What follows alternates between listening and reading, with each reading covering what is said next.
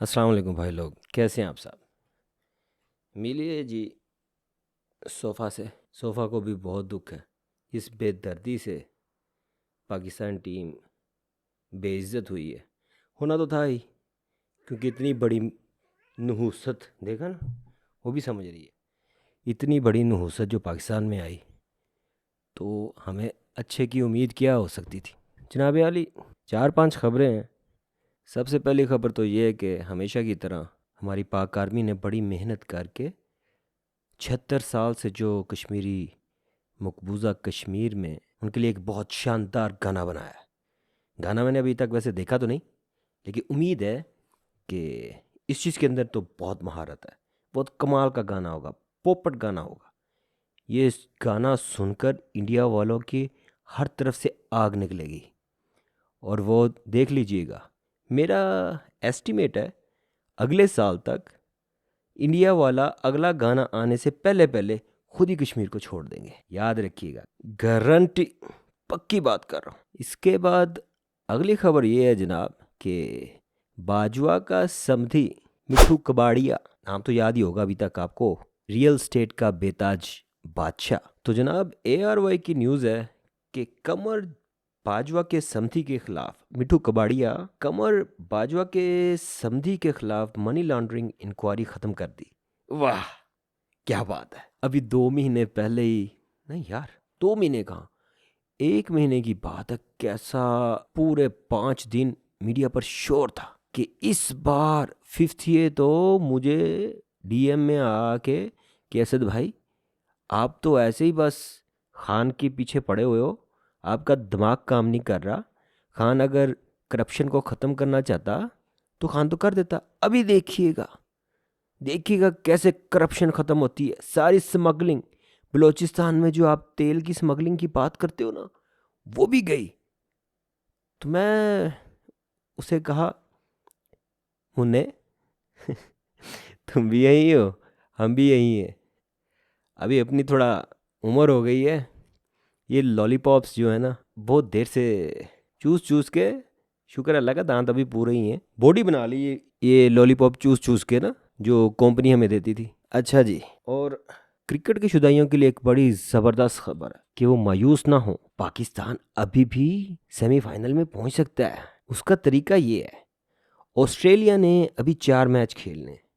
अगर ऑस्ट्रेलिया 4 में से 3 मैच हार जाए तो पाकिस्तान सेमीफाइनल में पहुंच जाएगा। अभी ऐसी उम्मीदों पर ही तो पाकिस्तानी अभी तक कायम है ना। अभी तक उम्मीद कर रहे हैं कि महीना पहले जो मैं आपको बता रहा था कि बहुत बड़े बड़े दावे किए गए कि करप्शन के खिलाफ ऑपरेशन होगा, उस पर बहुत सारे लोग अभी भी हैं कि शायद इस बार भी हो जाए। तो जनाब देखिए, क्रिकेट वालों ने भी आपको एक ऐसी एक होप दे दी है कि अगर ऑस्ट्रेलिया 4 में से 3 मैच हार जाए तो पाकिस्तान सेमीफाइनल में क्वालिफाई कर जाएगा। और वो जो लोग हमें कहते थे कि भाई इस बार देखियो ऐसी करप्शन के खिलाफ चिंग पुंग चिंग होगी, कुंग फू पांडा, हमारे हाफिज साहब कुंग फू पांडा बनेंगे और सारी करप्शन ख़त्म करके रख देंगे। क्या बात है। नवाज शरीफ पूरी फैमिली के साथ सजा याफ्ता होने के बावजूद पाकिस्तान में आ गया। और एक और ख़बर लीजिए, ये करप्शन की बात चलती रहेगी, एक और ख़बर लीजिए। खबर है करप्शन के खिलाफ कैसा ज़बरदस्त ऑपरेशन हो रहा है। खबर ये है जनाब, हाँ ये रही ना बात, ये सियासत पीके वालों की 2 खबरें हैं। उन्होंने कहा कि जी IG पंजाब के अहकामात पर शहबाज शरीफ और चीफ मरियम नवाज शरीफ की सिक्योरिटी के लिए इनको जैमर्स वाली गाड़ियां फराहम कर दी गई। वाह, करप्शन के खिलाफ ऐसी जंग हो रही है कि आप पूछिए मत, आंसू आ जाएंगे, आपको नजर नहीं आएंगे, लेकिन कसम से अंदर से मैं रो रहा हूँ, इतनी मोहब्बत के आंसू हैं। एक और खबर सुनिए, करप्शन मुल्क दुश्मनों के खिलाफ कैसा कामयाब ऑपरेशन चल रहा है। 9 मई के मुल्जमान मुल्जमान मुजरम नहीं, मुल्जमान उनकी जायदादों को, लफ्ज पढ़ लेने दीजिएगा, भूल गया हूँ क्या लफ्ज इस्तेमाल करूँ, कोई ऐसा नहीं करना चाहता कि, समझ रहे ना आप क्या लफ्ज है जी, हाँ, 9 मई के वाकयात में मुलव्वस इश्तिहारी मुल्जिमों के जायदादें सेल करने का फैसला। पुलिस ने जायदादों की तफसीलात हासिल कर ली। आय आय आय। इस मुल्क में अगर कोई मसला है ना, यकीन मानिए अगर 9 महीना ना हुई होती, मैं कहता हूँ दरियाए सिंध में से ना किन्नू, गाजरें, शहद, दूध के साथ साथ ऐसे बहती आया करनी थी। पाकिस्तानियों को कुछ करने की जरूरत नहीं थी पड़नी। जिसका जो मन चाहा दरियाए सिंध की तरफ गया, वहाँ बैठा, गाजर लेनी है, मूली लेनी है, टिंडे, कद्दू, बस वहाँ बैठना है और सोचना है, ऐसे छप करके दरियाए सिंध में से बाहर आ जाती। ऐसे ऐसे कारनामे होने थे। वो तो बुरा जाए पीटीआई वालों का कि बेवकूफ़, कुछ किया भी नहीं। वो क्या कहते हैं ना, गिलास तोड़ा 12 ने, मसाले भी नहीं अब याद रह गई यार। मजाक नहीं, पीटीआई वालों ने ऐसे अपना नाम खराब किया। ओ जो कायदे आजम का जो घर था, जो इन्होंने उनको दिया भी नहीं, फातिमा जनाह को भी नहीं दिया। अभी उसको जनाह हाउस कहते हैं, लेकिन वहां पर तो कोई कमांडर रह रहा था, उसको तहस नहस कर के वो इल्जाम लगा दिया बेचारे पीटीआई वालों को। वहां पर जो कैमरे थे वो सब के सब उड़ा दिए। तो अब जो वो कहेंगे वही सच है। तो अगर ये ना करते पीटीआई वाले, यकीन मानिए दरियाए रावी के अंदर तो गंद है ना, सारा गंद ही वहां से अभी आता है। वो भी खान साहब नया रावी सिटी बना रहे थे, नया सब कुछ सिस्टम वहां लगना था पानी का भी, लेकिन वो भी तरक्की हो जाती ना। तरक्की तो नहीं चाहिए हमें, आराम से बैठे हुए सब कुछ घर में मिलना चाहिए। तो अगर 9 मई ना होता, दरियाए सिंध तो पक्का था ना। दरियाए सिंध में से हर किस्म की सब्जी, मुर्गियां वहां पर वो सब्जी खाने आती, तो आप जोन सी भी मुर्गी कैच करते, मुर्गी आपकी थी। यानी खाने पीने का कोई मसला ही नहीं था रहना। पिकनिक की पिकनिक फैमिली को लिए। बत्ती तो है नहीं वैसे भी, अगर है भी है तो इस्तेमाल नहीं कर सकते, इतनी तो महंगी है। लालटेनें उठाई, ठीक है ना, वहां पर गए दरियाए सिंध के पास, वहां पर ही बैठे, ठैया लगाया, जो मन चाहा वो खाया। ओहो, बस ये 9 मई हो गया। 9 महीना ना होता, मैं भी मजम्मत करता हूँ 9 मई की। अल्लाह गवाह है, या अल्लाह 9 मई के वाक़े के असल किरदारों को यहाँ पर ही जहन्नम नसीब करवा दे, उनके खानदान को कर दे, तबाह बर्बाद कर दे। 9 मई के वाक़े में पुलिस वालों को जिन्होंने रोका, उन जगहों पर नहीं जाने दिया, उनकी आत्मा रोल दे, उनके बच्चों को तबाह कर दे। आमीन। हम तो मजम्मत करते हैं जनाब 9 मई की, जितनी दिल से कर सकें।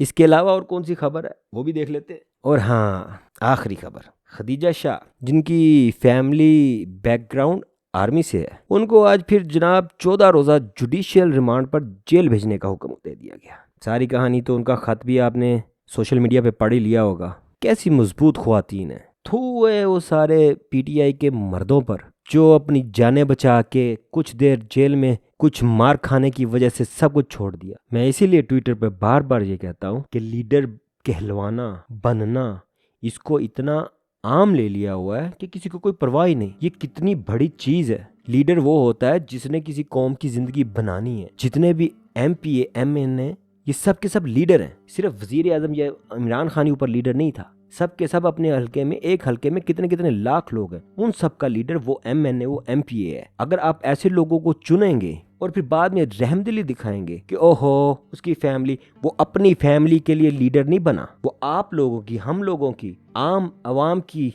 फैमिलियों के लिए लीडर बना कि वो हर चीज कर गुजरेगा, सबसे पहले हमारे हकूक, हमारी फैमिलियों का दफा करेगा। इसको कहते हैं लीडर। हमारे लिए मसाले थी नवाज जरदारी फजलू, वक़्त आया तो गिरेबान पकड़ लिया, हालात खराब हुए तो पाँव पकड़ लिए। यही तो किया ना नवाज शरीफ, हमेशा यही करता है। तो लीडर, जो बंदा अपने आप को लीडर कहता है, मज़े उड़ाए हैं, मिनिस्ट्रियाँ ली हैं, उनको कभी ऐसे हल्का मत लें।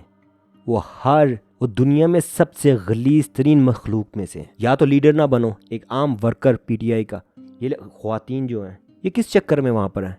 इनमें से ज़्यादातर जो हैं वो तो किसी ओहदे पर भी नहीं थी, लेकिन वो खड़ी हैं। यास्मीन राशिद कैंसर की मरीज हैं, वो लड़ रही हैं, खड़ी हैं। लेकिन ये भूतनी के कोई बाद में अपनी माँ को आगे ले आता है, कोई अपनी बेगम को आगे कर देता है, जिस फवाद चौधरी ने पहले अपनी बीवी को आगे किया कि एक तसलसल बने और बाद में मैं छोड़ूं। लिहाजा लीडर जो अपने आप को कहता है उसको इससे आराम से ना लीजिए, उसकी जिम्मेदारियां हैं। मजे लेने के लिए हर कोई लीडर, मैं लीडर, क्योंकि हमेशा यही नजर आता आ रहा है कि लीडर बन गया, पार्लियामेंट में बैठेंगे सारे खुले खापे। इसी वजह से हमारी ये हालत है। जो कसूरवार है, आप अपना कसूर तो माफ कर दोगे, उनकी वजह से जो जितने खानदान जो 2 वक्त की रोटी से भी महरूम हो गए, उनकी वजह से महरूम हुए ना।